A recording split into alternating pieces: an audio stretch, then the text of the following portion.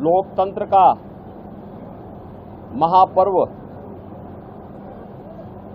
लोकसभा चुनाव 2024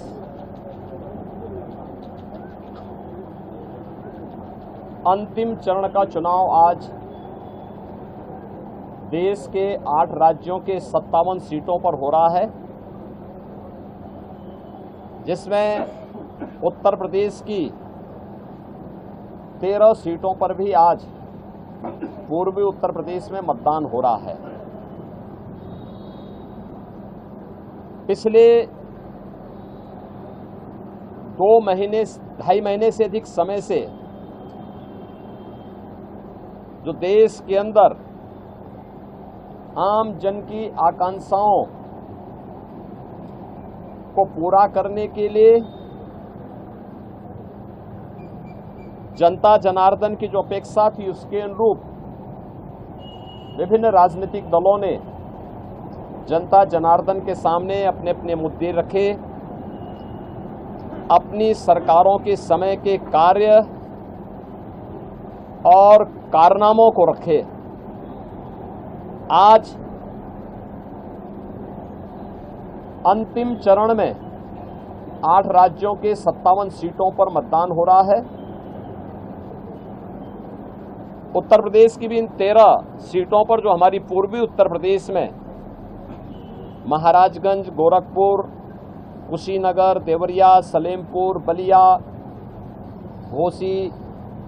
गाजीपुर, वाराणसी, चंदौली, मिर्जापुर, रावड़सगंज, ये सभी सीट्स हैं। इन सब पे इलेक्शन प्रारंभ हो चुका है। मौसम की विपरीत परिस्थितियों के बावजूद भी मतदाताओं ने जो उत्साह दिखाया है, मैं सबसे पहले उन सभी मतदाताओं के प्रति हृदय से आभार व्यक्त करता हूं जिन्होंने लोकतंत्र के प्रति अपनी आस्था को व्यक्त करते हुए भीषण गर्मी में, टेम्परेचर इस समय 50 डिग्री के आसपास जा रहा है, जो संभवतः कई वर्षों के बाद और कई दशकों के बाद इस प्रकार की स्थिति हम सबको देखने को मिल रही है। लेकिन इस सब के बावजूद भी जनता का उत्साह कम नहीं है, बल्कि वह और भी मजबूती के साथ देश के अंदर नई सरकार गठन करने के लिए सरकारों के कार्यों का, कुछ सरकारों के कारनामों का अवलोकन करते हुए आज उसका मूल्यांकन कर रही है और उसके अनुसार मतदान भी कर रही है। हमारा मानना है कि देश के अंदर जो समर्थन प्राप्त हो रहा है उसको ध्यान में रखते हुए हम कह सकते हैं कि 4 जून को जब जनता जनार्दन का फैसला आएगा तो देश के अंदर आत्मनिर्भर और विकसित भारत के लिए विरासत भी और विकास भी, गरीबों के प्रति संवेदना भी, युवा पीढ़ी के उज्जवल भविष्य, जिन लोगों ने और जिन पार्टियों ने, जिन सरकारों ने काम किया है उसको पूरा आशीर्वाद प्राप्त हो रहा है और जनता को सुखद अनुभूति होगी, देश को सुखद अनुभूति होगी कि मोदी जी एक बार फिर से प्रचंड बहुमत के साथ सरकार बनाएंगे। उत्तर प्रदेश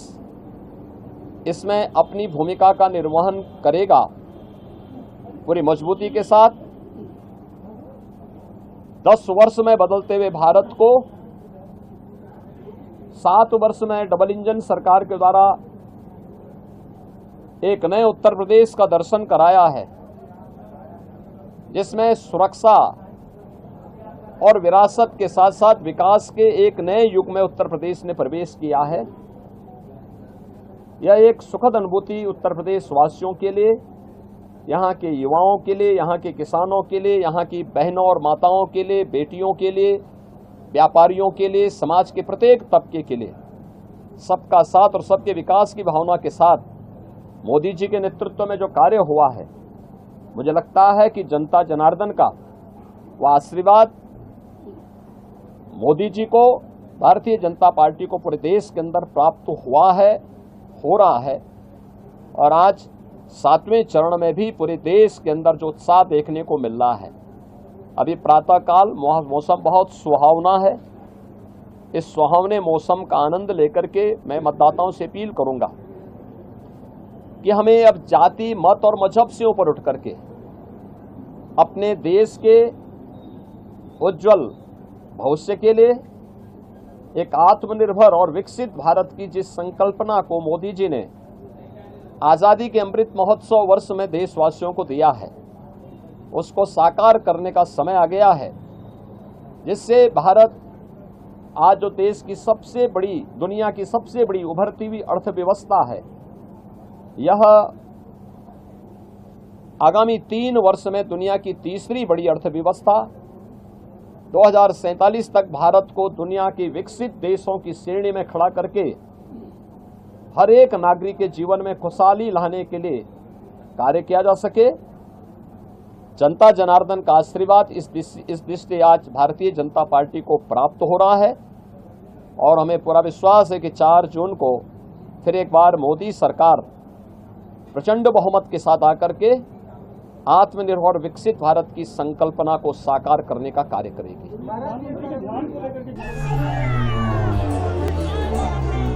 4 जून 2024 ये तारीख भारत का भविष्य तय करने जा रही है। 4 जून नरेंद्र मोदी हिंदुस्तान के प्रधानमंत्री नहीं रहेंगे।